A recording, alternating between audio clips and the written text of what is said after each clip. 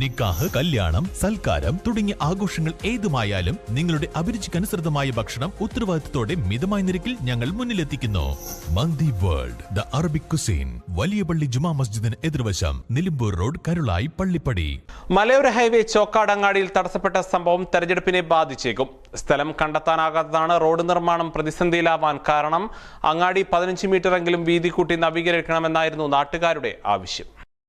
മലയോര ഹൈവേയുടെ കാളികാവ് പൂക്കോട്ടുംപാടം ബ്രിഡ്ജ് പ്രവൃത്തി 90% പൂർത്തിയായിട്ടുണ്ട്.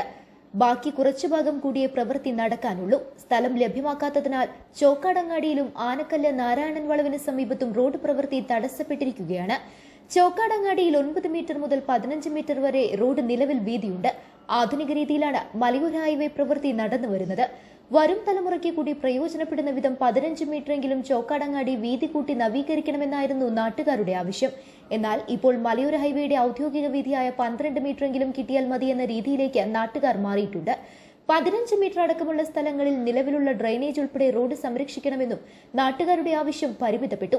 എന്നാൽ വീതി കുറഞ്ഞ സ്ഥലങ്ങളിൽ മലയോര ഹൈവേയുടെ ഔദ്യോഗിക വീതിയായ 12 മീറ്റർ പോലും വീതിയിൽ റോഡ് നിർമ്മിക്കാനാവശ്യമായ സ്ഥലം കണ്ടെത്തിയിട്ടില്ല. ചോക്കാടങ്ങാടിയിൽ കക്ഷി രാഷ്ട്രീയത്തിന് അതീതമായി ശക്തമായ പ്രതിഷേധമാണ് ജനങ്ങൾ ഉയർത്തിയത്.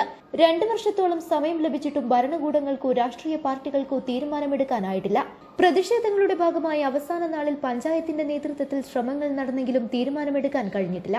കെട്ടിടമുടമകളുടെ ശക്തമായ എതിർപ്പാണ് കാരണം. സംഘടിതമായ എതിർപ്പിനെ മറികടക്കാൻ ചട്ടപ്രകാരമല്ലാത്ത കെട്ടിടങ്ങൾക്കെതിരെ നടപടിയെടുക്കണമെന്നാവശ്യപ്പെട്ട് നാട്ടുകാർ രംഗത്തെത്തി. ഇതും ഗ്രാമപഞ്ചായത്ത് ഭരണസമിതിക്ക് നടപടിയെടുക്കാനായിട്ടില്ല. ചോക്കാടങ്ങാടി പഞ്ചായത്തിലെ 2-4 വാർഡുകൾ ഉൾക്കൊള്ളുന്നതാണ്. വനിതാ സംവരണ വാർഡുകളാണ് 2 വാർഡുകളും.